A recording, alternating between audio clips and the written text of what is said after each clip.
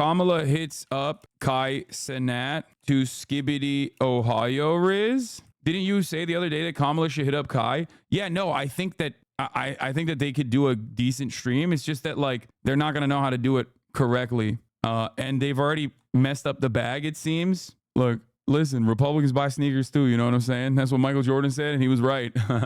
They don't need your followers. We are already well informed. We need to inform Kai's DJs. No, dude, it's not about that at all. It's the organic marketing that comes from a collaboration like that. I don't think personally, like Donald Trump is like, ooh, Aiden Ross's fans are going to go and vote. No, it's not about that. It's about the organic marketing that comes from all the clips on TikTok. It reaches a much broader audience. It goes into far corners of the internet. Like that's what the whole point is. That's why you do a media operation like that. Problem is, Kamala is not very... She's just not very dynamic in the same way that Trump is. You know what I mean? Like, she's not going to be able to clip farm. Trump is a clip farm every moment that he is alive, you know? He's a TV guy. He knows how that shit works. He knows what to say. Kamala Harris is going to come across like boring. Like, it's a very difficult thing. You have to kind of understand the space a little bit, or you have to at least be like Kevin Hart is a organic, talented, naturally funny guy. That's part of the reason why he's one of the most famous comedians on the planet. So even if he's not like fully aware of the Twitch sphere,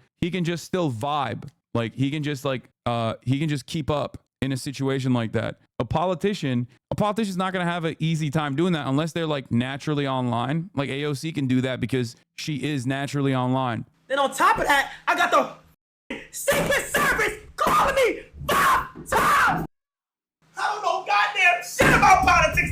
I don't know. Did Breakfast Club get blowback after having Hillary Clinton on? Are you comparing a Twitch streamer to the Breakfast Club? Breakfast Club is literally a radio show. It is the most traditional of traditional media outlets. You're talking about a dude who's like 20-something years old streaming out of a fucking U-Haul. I'm gonna keep it a stack. I'm gonna go ahead and say it. I don't give a okay? Listen, I had a bad bitch that I've been trying to get on for like the last 2 years that I haven't spoke to in like a year. I haven't spoke to this girl in so goddamn long who gonna have the audacity to text me, we need you a part of the campaign. At first I was thinking she was talking about like a video game, like a Modern Warfare game or some shit. If not that, a clothing brand. I'm like, what campaign? Shorty gonna say, we're not gonna get into details.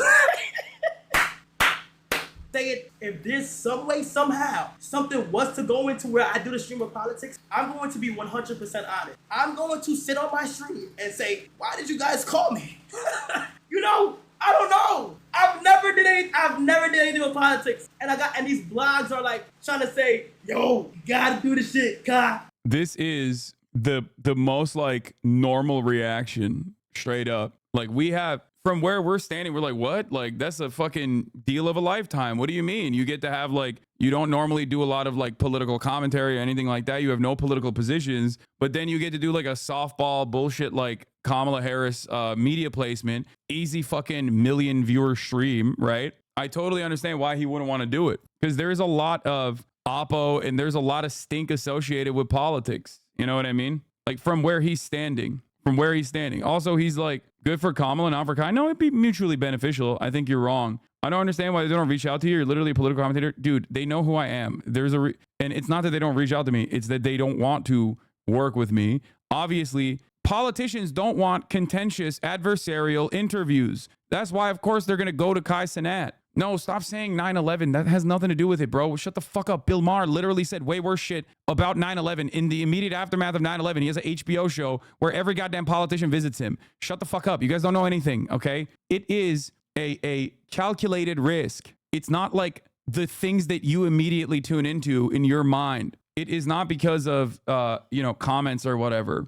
It is because of the obvious, the much larger risk of me asking a question about Palestine in a situation like that. It's live. There's no control. And there are no assurances on my behalf that I would, be nice. A lot of people at the tippy top of the mountain in terms of like content, they very purposely, very carefully, very deliberately avoid talking about politics in the same way that you can avoid the top of the hour ad break, of course, for monetary reasons, right? And it's not just that. It's also a fear that people have with respect to like the negative attention that they'll get. I'm talking about the content creators themselves, because like you insta polarize yourself to an audience, right? And like it or not, and you guys are obviously super locked in to like potentially understand this. But from the outside, political watchers are weirdos. Okay. To the normies, we're fucking weirdos. And to be fair, they're not wrong. We are fucking weirdos, right? And nobody wants that. Nobody wants that stink. Even if they're like aligned politically with me, they still don't want that haunting them. Because in their minds, and I've talked about this quite a bit, like a lot of people are afraid of collaborating with me even for that reason, because they think that my audience is going to like latch onto them, or at least the haters are going to latch onto them and constantly put every single thing they do under a microscope. And nobody wants to live like that. There's definitely a very real fear of like, I suspect from like Kai Cenat's perspective of not only being like, I don't really know what the fuck this is about. I don't know what I'm talking about. And I don't want to make this like uninformed decision, but also I don't want to draw the ire of like half of the goddamn country in the same way that like Aiden Ross is getting clapped right now. Right.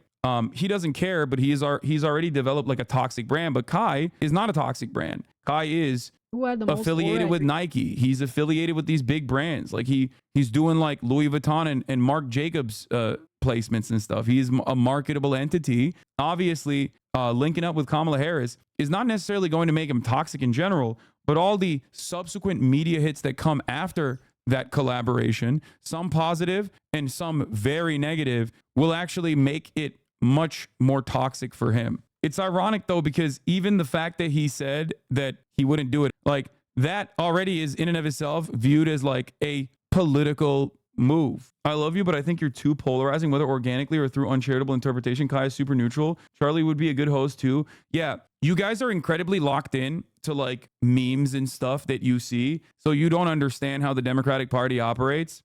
You're actually out of your mind. Charlie makes penis jokes. That's it. That's a non-starter for like Dems. They don't operate in the same way that the Republicans, especially under Trump, operate. You've never met a Dem operative in your life. They hear someone go, this is a chuckle McFuckstick with a massive dildo on top. And then they're like, we would never talk to this person in a million years. They run away from that kind of shit. It needs to be like the most calculated, manicured environment. Same goes for Kai. They literally will, it's a quick Google search, right? You Google search, and it's the same for me too. Like I'm telling you from personal experience beyond that, right? The reason why I get AOC on here is because I know AOC and I talk to her and we are ideologically aligned, and she doesn't mind the potential like negative, like a couple tweets that she's going to get, right? Maybe one or two articles that she's going to get. Whereas with like Kamala Harris, like those guys are, people at the tippy top of the Democratic Party are infinitely more careful